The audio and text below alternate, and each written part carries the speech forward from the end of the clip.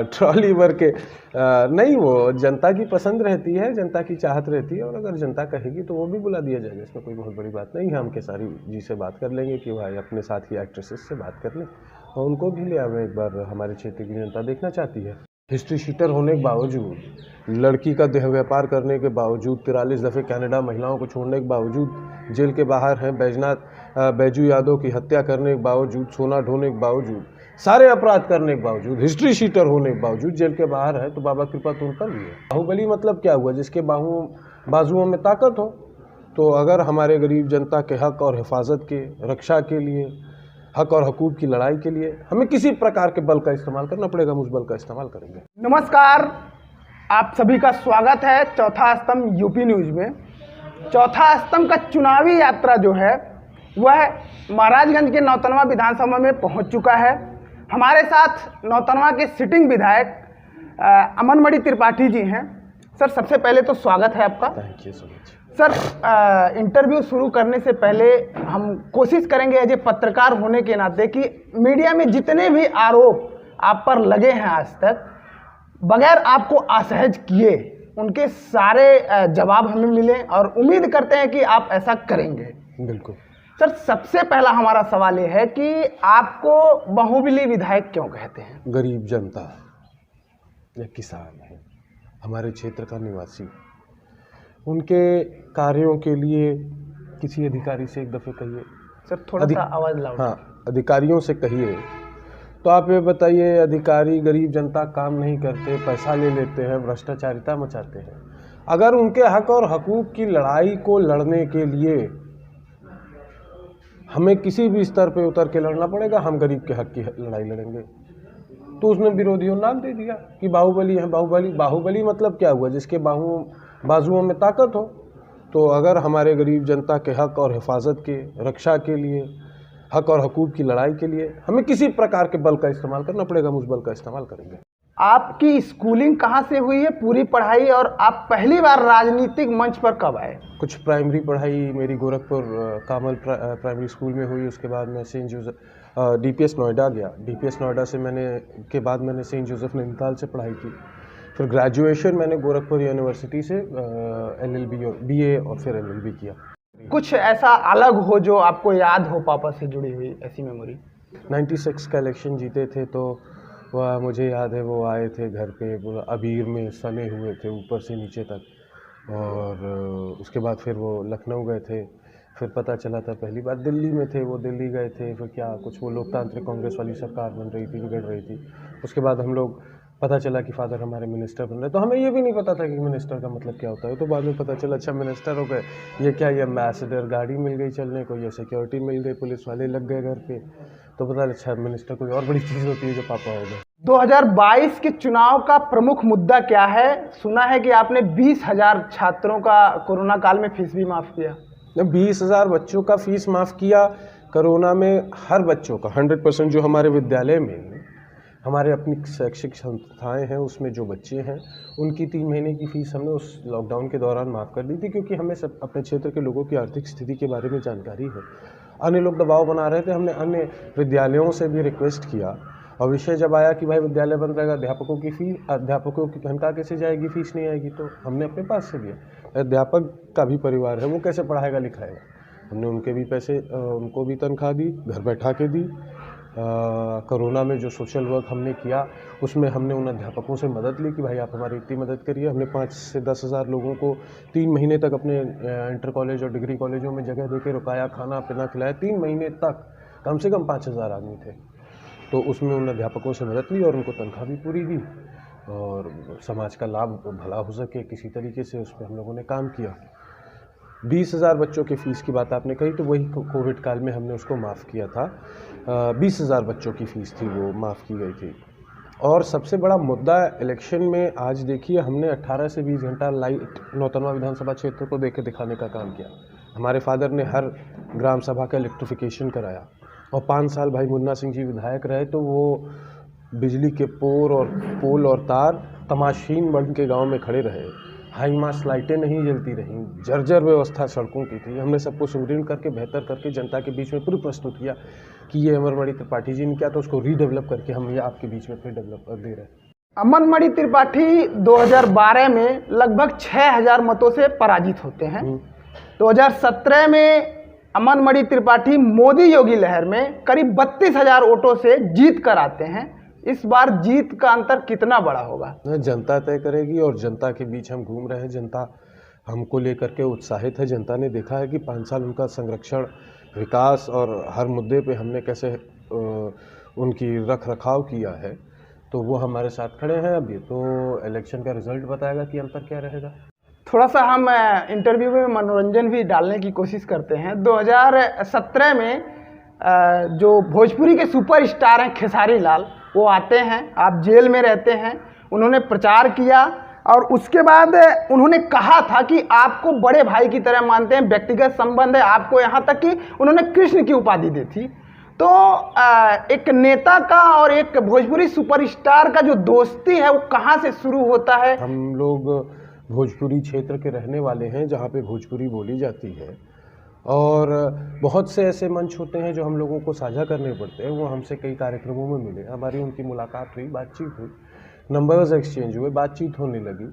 तो भाई उनको हमारी पर्सनालिटी या उनको हमारा व्यक्तित्व या उनको हमारा नेचर पसंद आया, हमको उनका पसंद आया। अच्छे व्यक्ति हैं, भले आदमी हैं, समाज के हित की बात करते हैं और इसी में हमारी जान पहचान हुई। हमारा इलेक्शन हुआ तो हमसे मिलने वाले लोग आए थे। हमने कहा था कि भाई आप एक बार उनसे बात कर लीजिए, हमारे मित्र हैं, वो ज़रूर जाएंगे और हमारी मदद भी करेंगे। इलेक्शन में हुआ है। पहली मुलाकात कहाँ हुई थी उनसे?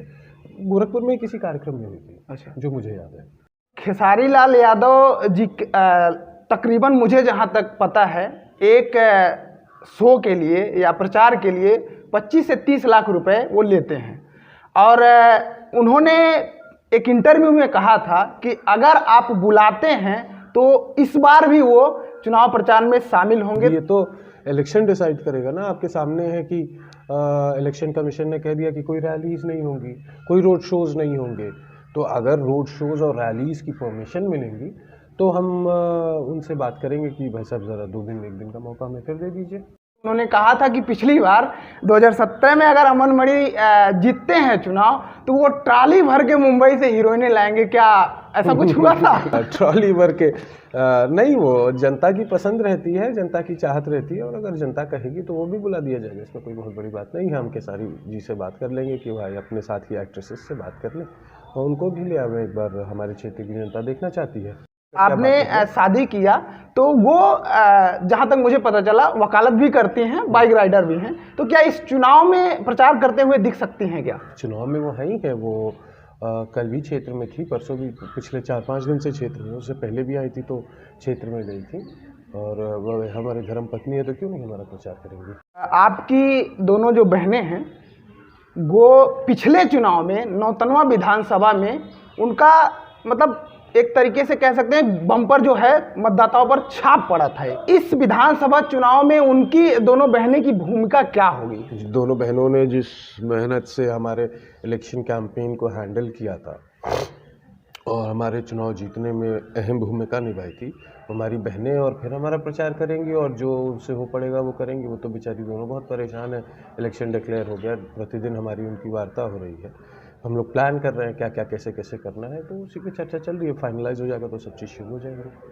प्रतिद्वंदी कहते हैं कि आप पर बाबा जी की कृपा है और बाबा जी यानी योगी आदित्यनाथ। अच्छा, महाराज जी। इस वजह से आप कहीं ना कहीं जेल से बाहर हैं और पिताजी भी जेल की बजाय अस्पताल में हैं और इसका एक कारण उन्होंने बताया कि आपने राज्यसभा जो चुनाव हुआ था उसमें वोट भी दिया था। राज्यसभा में ये विधायक का विशेषाधिकार है, वो किसको चुनता है, ये हमारा विशेषाधिकार है। और बाबा जी की कृपा तो उनके ऊपर भी है कि वो जेल से बाहर है। हिस्ट्री शीटर होने के बावजूद, लड़की का देह व्यापार करने के बावजूद, 43 दफ़े कनाडा महिलाओं को छोड़ने के बावजूद जेल के बाहर हैं। बैजू यादव की हत्या करने के बावजूद, सोना ढोने के बावजूद, सारे अपराध करने के बावजूद, हिस्ट्री शीटर होने के बावजूद जेल के बाहर है। तो बाबा कृपा तो उनका भी है। ये कनाडा वाला बात बार बार मैंने कई जगह सुना है, क्या मामला क्या है? आपको याद होगा एक बार दलेर मेहंदी पकड़े गए थे। जी जी जी। वो 50-60 की संख्या में कोई कॉन्सर्ट करने जाते थे किसी देश और जब वापस आते थे वो 10 या 12 की संख्या होती थी। तो जिसको ईजिली वीज़ा अवेलेबल नहीं होता है वो किसी बैकडोर माध्यम से उस कंट्री में एंटर करता है, वहाँ का सिटीजन हो जाता है, वहाँ रहने लगता है। तो वहाँ सिटीजनशिप मिलना आसान है कनाडा में, तो ये होता है वहाँ पे। भाई अखिलेश सिंह जी सांसद हुए तो डिप्लोमेटिक पासपोर्ट मिलता है। 43 दफ़े वो कनाडा गए, कबूतरबाजी कहते हैं इसको। 43 दफ़े वो कनाडा गए महिलाओं को लेकर के, अपनी पत्नी बना करके, क्योंकि पासपोर्ट और वीज़ा इजी हो गया। वहाँ उनको छोड़ा, जो उनका पैसा बनता है 10 लाख 5 लाख जो बनता होगा, छोड़ के आ गए। ये काम तो, ये तो देह व्यापार का काम हुआ। देह व्यापार आप समझ सकते हैं ना। तो देह व्यापार का काम बहुत घृणित, बहुत गंदा काम है। हमको लगता नहीं कि पूरे नौतनवा विधानसभा क्षेत्र में कोई ऐसा व्यक्ति होगा जो ये काम। उनका कहना है कि विधायक जी के पास अगर आरोप है तो सार्वजनिक कर दें। आरोप है, हमने उसको जांच में दिया हुआ है, सरकार के पास है। मैं किसी एविडेंस को टैंपर नहीं करना चाहता, मैं नहीं चाहता उसको पब्लिक करना, और सरकार है, सरकार के पास है। और हमारे पास तो माननीय गृह मंत्री का, तत्कालीन गृह मंत्री डिप्टी प्राइम मिनिस्टर का एक्नॉलेजमेंट लेटर है। और माननीय सांसद जी इस बारे में भली भात जानते हैं। झूठा ही वो कर सकते हैं, झूठ बोलना दोनों भाइयों की आदत है, तो वो कह दें कि सार्वजनिक करें, लेकिन वो सरकार के पास जांच में पड़ा हुआ है। मैं किसी भी एविडेंस को टैंपर नहीं करना चाहता, इसलिए मैं नहीं चाहता अभी किसी को देने। और अगर मैं पूछ लूँगा जिसको मैंने कंप्लेंट की थी कि क्या मैं साझा कर सकता हूँ, अगर वो कहेंगे हाँ साझा कर सकते, तो मैं आपको भी दे दूँगा। बहनों का छाप नौतनवा विधानसभा में बड़ा ही अच्छे तरीके से पड़ा, लेकिन विरोधी कहते हैं कि वो कुछ बाम टाइप का लगा के रोती थी, जिससे जनता जो है वो सहानुभूति आ गई और अमनमणि चुनाव जीत गए। एक पुरानी कहावत है भोजपुरी में, खिसियाई बिल्ली खंभा नोचे, वही बात है। और क्या कह सकते हैं इस पर, ये तो मानसिक दिवालियापन है। जैसे ही चुनाव नज़दीक आता है, मधुमिता शुक्ला जो परिवार है उनकी तरफ से कोई ना कोई वीडियो रिलीज हो जाता है। मैंने कहा ना कि देह व्यापार का काम करते थे भाई अखिलेश और मुन्ना सिंह, तो जब उनकी इतना तालमेल है ऐसी महिलाओं से, उनको पता how to deal with them, तो इजीली डील कर सकते हैं। उनको पता है कि वैसी महिलाओं से कैसे डील करना है, वो डील करते हैं। इलेक्शन के पहले वो कुछ जो भी फीड करते हो, आई डोंट नो व्हाट, कि क्या फीड करते हैं, वो फीड कर देते हैं, वो लोग बोलती हैं। आरोप लगाते हैं कि 2 महिलाओं की हत्या करने वाला परिवार कभी शेरे पूर्वांचल नहीं हो सकता। ये कौन लगाता है? अभी बच्ची आपकी आरोप लगाते हैं। हम कोर्ट में हैं, लेट द कोर्ट डिसाइड। हमें भारत के न्यायपालिका पे पूरा विश्वास है। वो तो ये कहते थे कि हमने अपहरण भी किया, हमने रंगदारी मांगी है, हम तो दोष मुक्त हो गए मुकदमे में। उन्हीं का लिखाया फर्जी मुकदमा था, जिसने लिखाया था, जो वादी मुकदमा था, 24 घंटा उनके साथ घूमने वाला व्यक्ति था। तो ये तो लेट द कोर्ट डिसाइड, और ये तो कोर्ट को तय करना है। और हमको न्यायपालिका पे पूरा भरोसा है और हमें उम्मीद है कि हमारे साथ न्याय होगा। कुंवर परिवार का एक मैंने इंटरव्यू देखा, उनका आरोप है कि जो मॉडर्न एकेडमी है वह किसी समुद्रा देवी नाम का था, थारू महिला थी, उनका ज़मीन था, और जो इंटर कॉलेज है वो किसी लारी साहब ने बनवाया था। और वर्तमान में जिस कार्यालय में हम बैठे हैं, आपने इन सारी ज़मीनों पर अवैध कब्जा करके रखा है, और इसको कोर्ट ने भी खाली करवाया था। ठीक है। और वो कहते हैं एक चीज़ और, कि जितनी भी नौतनवा में आपकी ज़मीनें हैं उस पर किसी पर भी आपका नाम नहीं है, आपके परिवार का नाम नहीं। तो कागज़ पत्तर है, रेवेन्यू रिकॉर्ड है, आपको तहसील से मिल जाएंगे। ये तो सबको पता है कि कुंवर बंधु जिस घर में रहते हैं वो पशु अस्पताल था। उनके बाप पशु चिकित्सालय के स्टोर कीपर थे, पशु चिकित्सालय के थे। वो कहते हैं कि कुंवर, अरे भाई साहब, मैं तो पूछना चाहता हूँ आपसे कि कुंवर में मैं आदरणीय शिवेंद्र सिंह जी को जानता हूँ, तो आप देख लीजिए उनकी प्रॉपर्टी क्या है। मैं राजा भैया को भी जानता हूँ, आप उनको भी देख लीजिए उनकी प्रॉपर्टी क्या है। मैं राजा मासी को भी जानता हूँ, आप उनको भी देख लीजिए उनके पास क्या प्रॉपर्टी है।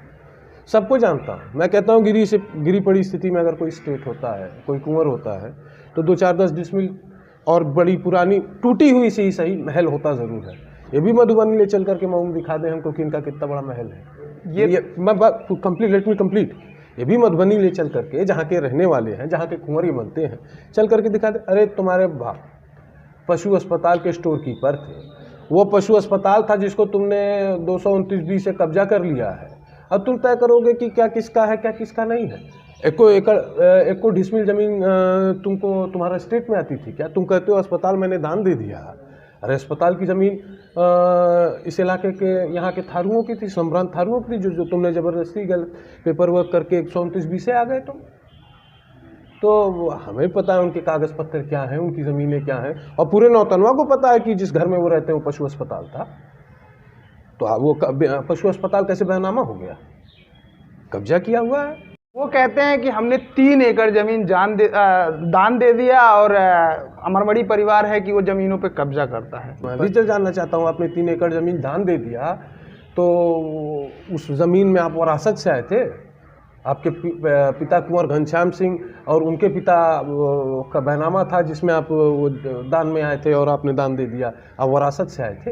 अरे तुमने कब्जा किया था उस ज़मीन को, तुमने उस ज़मीन को कब्जा किया था और उसको तुम कब्जा की हुई ज़मीन कभी दान दी जा सकती है। हमारे आप रेवेन्यू रिकॉर्ड चेक करा लीजिए, हमारी ज़मीनों का एक एक ज़मीन का रेवेन्यू रिकॉर्ड चेक करा लीजिए। सारा सिंह जी का प्रकरण था, उसमें जब चुनाव आता है तो उसे भुनाने की कोशिश की जाती है और मैंने कहीं आपको ये भी कहते हुए सुना कि पहला एफआईआर आपने करवाया था। तो हमने तो बताया ही कि पहला एफआईआर हम ही ने लिख करके दिया था और जब जिस मुकदमे में मैं दोषमुक्त हुआ हूँ अभी, उसमें भी 2 एफआईआर हुए थे।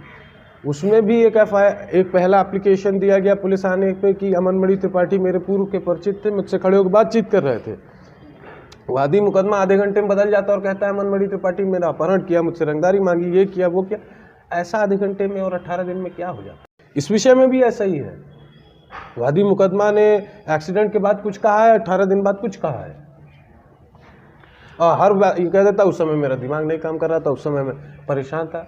अरे तो वो अकेले पर मैं भी परेशान था। एक आरोप आपका परिवार लगाता रहा है कि अखिलेश सिंह और मुन्ना सिंह दबंगई करते हैं, लेकिन क्योंकि हमने नौतनवा विधानसभा में लोगों से बात भी किया, लोगों का आरोप है कि आपके पिताजी के संबंध जो हैं हरिशंकर तिवारी से करीबी थे और उन्हीं के कहने पर वह वीरेंद्र शाही के खिलाफ नौतनवा में चुनाव लड़ने आए थे। नहीं, ऐसा नहीं है। हमारे पिताजी को सबसे पहले इस इलाके में जिसने टिकट दिया वो थी श्रीमती इंदिरा गांधी जी। उन्होंने हमारे पिताजी को सबसे पहली बार 1981 में टिकट दिया था, बाई इलेक्शन होना था। हमारे ग्रैंडफादर उस समय फरेंदा से सिटिंग एमएलए थे और बुला करके, वो कम्युनिस्ट पार्टी के बड़े लीडर थे, उनको बुला करके श्याम नारायण तिवारी जी को इंदिरा गांधी ने टिकट दिया था। वीरेंद्र प्रताप शाही जी को तो बाद में गोरखपुर के लोगों ने भेजा गया। भाई देखिए, प्रभाव क्षेत्र था कुछ लोगों का जो नहीं चाहते थे कि कोई एक ऐसा व्यक्ति तैयार हो जो डायरेक्ट मैडम इंदिरा गांधी जी से मिले और हमारे राजनीति में खलल डाले। तो एक व्यक्ति को गोरखपुर से प्लांट करके यहाँ इलेक्शन लड़ाया गया और सरकारी तंत्र उनके पक्ष में लग करके प्रचार किए, तब हम 81 का चुनाव। आपके पिताजी ने 90% जो विधायक निधि का पैसा है उसको अपने निजी स्कूलों पे खर्च किया, जबकि वही विरोधी एक जगह और कहते हैं कि आप अपने पिताजी के कार्यों के नाम पर वोट मांगते हैं। तो ये दोनों चीज़ें कहाँ तक कैसी लगती हैं आपको? एक हाल में आपसे कि मानसिक दिवालियापन है और जब इंसान के पास आरोप लगाने कुछ भी नहीं था, ऐसे आरोप लगाते हैं और मानसिक दिवालियापन का नतीजा है कि वो खुद भी विधायक रहने के बावजूद इतना नहीं जान पाए कि किसी संस्था किसी कार्य को विधायक निधि से 25 लाख से ज़्यादा नहीं दिया जा सकता। 3-3 करोड़ विधायक निधि, 25 लाख से ज़्यादा आप दे नहीं सकते, तो कैसे 90% आप दे देंगे? खैर, दूसरी बात कि अगर हमने किसी शैक्षिक संस्थाओं को पैसा दिया है विधायक निधि से, तो जनता के डेवलपमेंट के लिए दिया है। उसमें समाज में अति पिछड़े गरीब समाज के किसानों के बेटे, गरीबों के बेटे पढ़ते हैं जिनकी फीस भी नहीं लगती। मैंने तो कहा ना आपसे कि हमने 20,000 बच्चों की फीस माफ़ कर दी। वो भी बता दें कि लोहिया उनका डिग्री कॉलेज, उन्होंने कितने बच्चों की फीस माफ़ कर दी।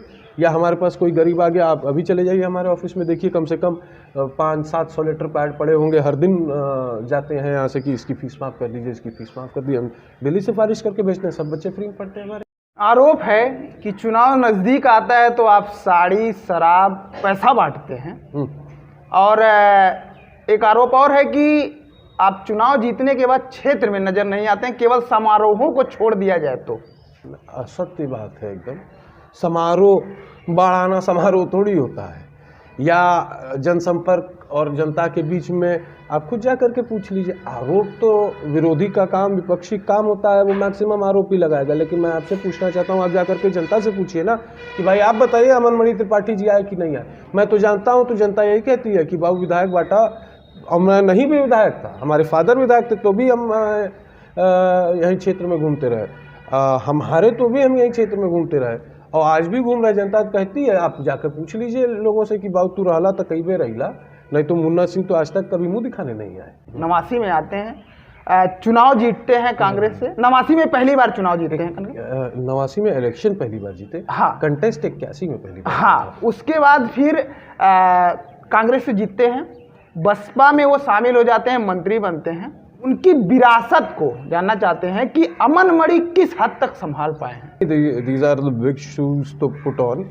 आप क्षेत्र में जाइए, हमसे भी सब कहते हैं कि वाह कुछ नहीं था, मंत्री जी ने ये किया, मंत्री जी ने वो किया, मंत्री जी ऐसे करते थे, मंत्री जी वैसे करते थे। हम कोशिश करते हैं क्षेत्र की जनता को संतुष्ट करने के लिए, लेकिन हाँ, he has very big shoes, I am trying to fit in that.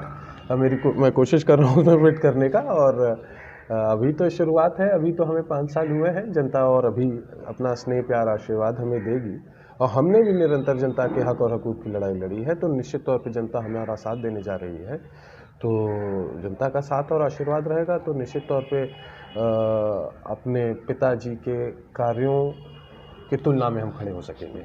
Nautanwa में जो महाव नाला सहित लगभग दर्जन भर पहाड़ी नदियां हैं, उनकी वजह से वो पूरा क्षेत्र अभिशाप बन चुका है। तो यहाँ के जो नेता हैं वो दिल्ली में या लखनऊ में बैठकर करते क्या हैं? इन समस्याओं का निदान क्यों नहीं होता है? मैं आपको सूची दे रहा हूँ कि महाव या अन्य जो भी नदियाँ हैं उसमें पिछले 5 वर्षों में क्या क्या कार्य हुए। महाव नदी, मेरे पिता अमरमणि त्रिपाठी जी सन 89 में पहली बार जब जीते थे तो उसकी हेड टू टेल सफाई कराई थी। और उसके बाद हम जब पहली बार चुनाव जीते हैं तो हमने 2 या 3 करोड़ रुपए से हेड टू टेल सफाई कराई थी, जिसमें जंगल इंक्लूडेड था। लेकिन वो पहाड़ी नदी है, अपने साथ भारी मात्रा में सिल्ट लेके आती है, उसकी सफाई हर वर्ष होनी चाहिए। जंगल विभाग कभी कभी ऑब्जेक्ट करता है, हमको काम नहीं करने देता है। तो वो प्रॉब्लम क्या होती है कि जो रेवेन्यू डिपार्टमेंट में, जहाँ रेवेन्यू एरिया में जहाँ नदी बहती है वहाँ तो साफ़ रहती है, लेकिन वहाँ पे जंगल डिपार्टमेंट जाके और पतली हो जाती है, जिसकी वजह से बंदे टूटते हैं और जंगल विभाग काम नहीं करने देता है। तो इस बार भी हम लोगों ने योजना बनाई है कि नरेगा का पैसा खर्च उस पर करा करके जंगल एरिया में जो भी पार्ट पड़ता है उसको साफ करा दिया जाए। महाराजगंज को अभी तक खुद का विश्वविद्यालय और मेडिकल कॉलेज नहीं मिल पाया है, क्योंकि पीपी मॉडल पे बनाने का बात हो रहा है। लेकिन आपको बता दें कि महाराजगंज के जो सटे हुए बिहार है और कुछ नेपाल के प्रदेश या जिले हैं, यहाँ के बच्चे गोरखपुर जाते हैं पढ़ने। और हमने तो इस पर विधानसभा में क्वेश्चन भी किया था कि हमारे पास सरकारी संपत्ति है और कृषि विश्वविद्यालय खोला जाना चाहिए। तो हमने इस पर विधानसभा में क्वेश्चन किया था, उसकी प्रोसीडिंग्स भी हम आपको दे देंगे। सरकार का जवाब हमारे पास है और सरकार का जवाब पक्ष में था, विपक्ष में नहीं था। उसमें हम लोग पैरवी कर रहे हैं, कोशिश कर रहे हैं कि जल्दी कोई। फरेंदा विधानसभा की सीट भी आपके परिवार की परंपरागत सीट रही है, क्या अमन मणि त्रिपाठी वहाँ से चुनाव लड़ सकते हैं? नहीं, हम नौतनवा से आज नहीं, 15 साल हमारी उम्र थी तब से हम नौतनवा के जनता के बीच में घूम रहे हैं। तो हम तो नौतनवा की जनता पे विश्वास है। हम क्यों एक बना बनाया क्षेत्र जहाँ हम दिन भर मेहनत करते हैं, दिन रात पिछले 15 साल से मेहनत कर रहे हैं, तो हम क्यों उस क्षेत्र को छोड़ के कहीं जाएंगे। क्षेत्र में चर्चा है कि आप बसपा से चुनाव लड़ सकते हैं, टिकट की दावेदारी कर सकते हैं। चुनाव डिक्लेयर हो गया है, हमने भी सभी अपने कार्यकर्ताओं से, जनता से बात की है। फिर मैं कहूँगा कि जब तक डिसाइड नहीं हो जा रहा है, हम यही लगातार बात कर रहे हैं जनता से कि भाई आप बताइए कि क्या रहेगा, आपके हक और हकूक़ की रक्षा कौन सा दल अच्छी तरीके से कर चुका है, कर सकता है। ये सब चीज़ें बात चल रही है और जैसे फाइनलाइज हो जाएगा 2-4 दिन पता ही चल जाएगा। योगी सरकार में महाराजगंज और नौतनवा को क्या मिला, साथ ही इस योगी सरकार से ब्राह्मण कितने खुश हैं? योगी सरकार से नौतनवा विधानसभा क्षेत्र को रोहिन बैराज मिला, जिसकी कीमत 200 करोड़ है, 1-2 रुपया नहीं, 200 करोड़ रुपये। ये बहुत बड़ी योजना है। इससे पूर्व में हमारे पिता अमरमणि त्रिपाठी जी ने 5 करोड़ रुपए माननीय मुलायम सिंह जी माननीय मुख्यमंत्री थे उत्तर प्रदेश के, तो यहाँ पे जारी कराया था। हरपुर वो हमारे गांव आए थे, उन्होंने 5 करोड़ रुपए रोहिन नहर प्रणाली के लिए दिया था। डैम बह गया, सरकार उनकी हमारी नहीं रही और डैम बह गया। बाद में उसका हमने विधानसभा में क्वेश्चन करके रिकवरी भी कराई थी। अब उसको IIT के इंजीनियर्स ने, जिसमें रुड़की, कानपुर और तमाम जगहों के IIT के इंजीनियर्स आए, उसको देखा कि ये बंधा आखिर कैसे बन सकता है, तो उसका इंफ्रास्ट्रक्चर तैयार किया। उसके इंफ्रास्ट्रक्चर की क्या कॉस्ट हो सकती है वो तैयार किया। तो 200 करोड़ रुपए से बैराज बनेगा और बैराज बनने के बाद जो 50-60 करोड़ रुपए से उस एरिया का डेवलपमेंट होगा, जिससे आपको मिसरौलिया आने वाले समय बहुत सुंदर दिखाई देगा। काम चल रहा है, इस समय काम चल रहा है। आप व्यक्तिगत अगर पूछा जाए तो इस सरकार से कितने संतुष्ट हैं? इस सरकार ने तो हमारे जनता के हक और हुकूक के काम सारे किए हैं, और ये तो जनता का विश्वास जनप्रतिनिधि के ऊपर होता है, और ये तो जनप्रतिनिधि को तय करना होता है किस तरीके से सरकार से वो अधिक से अधिक लाभ क्षेत्रीय जनता को दिलाए। तो हमने बहुत कोशिश की, और अधिक से अधिक, आप देखिए ना 18 से 20 घंटा बिजली नहीं है। हमने सरकार से दरख्वास्त की कि हमारे क्षेत्र में 18 से 20 घंटा बिजली दी जाए। हमारा बॉर्डर का क्षेत्र है, कोई अप्रिय घटना किसी भी वक्त घटित हो सकती है जो राष्ट्र के हित में अच्छी नहीं होगी। मैं कह रहा हूँ, कोई आप बताइए, हमारा देश सटा हुआ है, कोई इन्वेडर्स दिया जाए तो हमको बिजली पर्याप्त मात्रा में चाहिए, रात को चाहिए, जिससे हम अपने बॉर्डरों को तो सुरक्षित कर सकें। हमने सरकार को बताया, सरकार को ये बात समझ में आई, और आज देखिए 20 घंटा बिजली हमारे क्षेत्र में। भाई मुन्ना सिंह थे तो 4 से 5 घंटा नहीं कर पाए 5 साल में।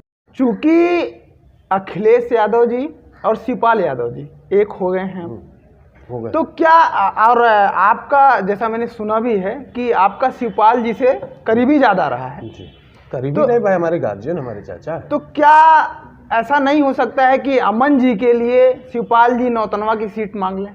ऐसा क्यों नहीं हो सकता, बिल्कुल मांगेंगे, और वो बात भी करेंगे। तो राष्ट्रीय अध्यक्ष जी के ऊपर है समाजवादी पार्टी के कि वो देंगे या नहीं देंगे, लेकिन शिवपाल जी ने तो हरदम हमारी मदद की है, हमारे मददगार रहे हैं, हमारे गार्जियन हैं वो, और हम उनके साथ हर स्थिति में खड़े हुए हैं, हम उनके साथ हरदम खड़े मिलेंगे। कम उम्र में विधायक बनने के क्या फायदे या नुकसान होते हैं? जिम्मेदारियाँ समय से पहले हमको बहुत पहले मिली, हम 15-16 साल हमारी उम्र थी, तो जिम्मेदारियाँ 15-16 साल के लड़के के ऊपर होनी चाहिए, उससे ज़्यादा जिम्मेदारियाँ थी। उसको निभाते करते जनता के बीच रहते उसी में हम रम गए, हमें वही समझ में आने लगा, हमें वही अच्छा लगने लगा। तो विधायक रहने का फ़ायदा ये रहता है कि आप क्षेत्र की जनता की और अच्छी तरीके से मदद कर सकते हैं, उनके हक और हकूक़ की लड़ाई सड़क से लेकर सदन तक लड़ सकते हैं। आप एंटाइटल्ड होते हैं उनकी बात रखने के लिए, तो हम रखते हैं, अच्छा लगता है।